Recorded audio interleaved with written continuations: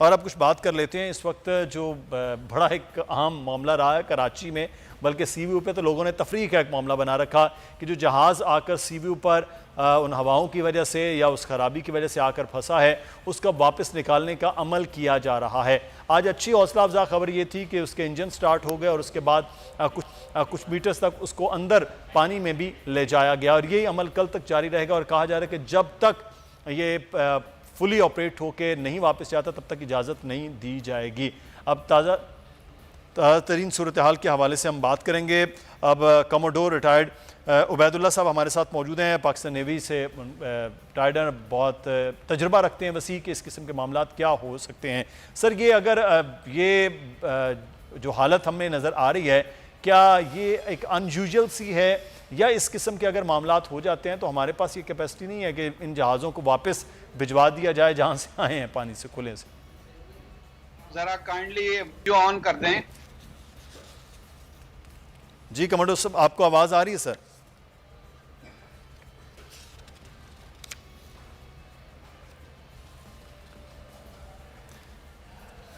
कराची में ये सूरत हाल है कि इस वक्त तक अभी तक जो है वो जहाज़ उसी तरह से फंसा हुआ है। बहरी जहाज़ को निकालने के लिए अब जो ऑपरेशन है वो अपने आखिरी मरहले में पहुंच गया है। रेस्क्यू ऑपरेशन के हवाले से आज मुशीर वज़ीर आज़म महमूद मौलवी ने बताया, और हमारे साथ इस वक्त कमोडोर रिटायर्ड उबैदुल्ला साहब मौजूद हैं। उबैदुल्ला साहब, बहुत शुक्रिया सर आपके वक्त का। सर, इस किस्म के जो ये अमल हुआ है, ये माजी में भी शायद 90s में कोई जहाज़ आकर फंसा, लेकिन क्या इसको वापस भेजना, वापस निकालना वो पॉसिबिलिटी में आपको नज़र आ रहा है? सर जी बिल्कुल नज़र आ रहा है।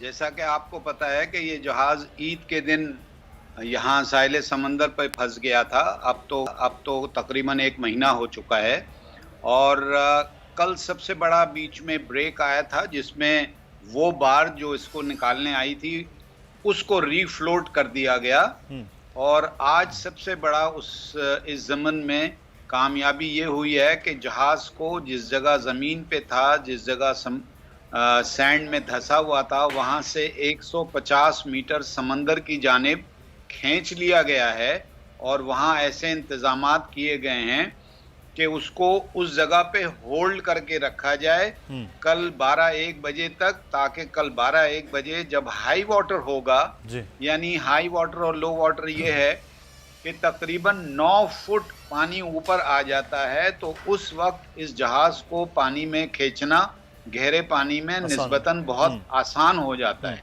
तो कितना वक्त कमोडोर साहब अंदाजन आप समझते हैं कि लग सकता है, मजीद कितने दिन लग सकते हैं कि ये वापस गहरे पानियों में जा सके? सर, मेरा अपना ख्याल है कि अगर एवरीथिंग गोज राइट टुमारो तो ये जहाज बड़ी हद तक कल गहरे पानी में आ जाएगा। आज भी इतने गहरे पानी में आ गया था कि जिससे उसके जहाज के इंजन भी चलाए गए, उसके जनरेटर भी चल रहे हैं, और उसका जो प्रोपेलर है जो उसको चलाता है वो तकरीबन 90% रेट से बाहर आ चुका है। सही। अच्छा कमोडोर साहब, ये बुनियादी क्या वजह लगती है कि इस तरह का वाकया हो जाए, और वो भी इतने बड़े जहाज़ के साथ कि वो कम पानी और फिर बिल्कुल साहिल पर आकर टकरा जाए? इस किस्म के वाकयात सर होते क्यों हैं बुनियादी तौर पर? अच्छा ठीक है, ये तो मैंने पहले भी एक दफ़ा अर्ज किया था कि ये एक्सीडेंट शिपिंग के ये इनबिल्ट आपके हैं कि ये डेंजर्स या रिस्क हैं बिजनेस के, शिपिंग बिजनेस के ये रिस्क हैं कि जिसमें जहाज एक दूसरे से टकरा भी सकता है, चट्टान पे भी चढ़ सकता है, ब्रेक भी हो सकता है, डूब भी सकता है, एंकर भी टूट सकते हैं। ये रोजाना का मामूल है, जैसे कि रोड पे एक्सीडेंट होते हैं, लेकिन होते किसी ना किसी की गलती की वजह से हैं। इस पर्टिकुलर केस में पहली बात तो ये एक बहुत बड़ा जहाज नहीं है, ये बहुत छोटे जहाजों में शुमार होता है। ये सिर्फ 6300 टन सामान ले जा सकता है। बड़े बड़े जहाज होते हैं 4 लाख 5 लाख टन सामान ले जाने वाले। एक आइडिया मैं आपको दूं, पाकिस्तान नेशनल शिपिंग कॉरपोरेशन में इस वक्त कम से कम 5-6 जहाज ऐसे हैं जो 1 लाख टन से ऊपर सामान ले जा सकते हैं। उनको कहते हैं DWT, dead weight tonnage. So this is a small ship, और इसके पास कार्गो भी बहुत थोड़ा सा है, 1200-1300 टन कार्गो है और 70 या 60 के करीब कंटेनर हैं, वो सब खाली हैं। सही। तो ये बहुत छोटा जहाज है और नीचे से चूंकि इसका पेंदा बहुत गोलाई की तरह कह लें आप है, तो ये बॉडीली जमीन पे बैठा था और इसके ब्रेक होने के चांसेस बहुत ही कम थे।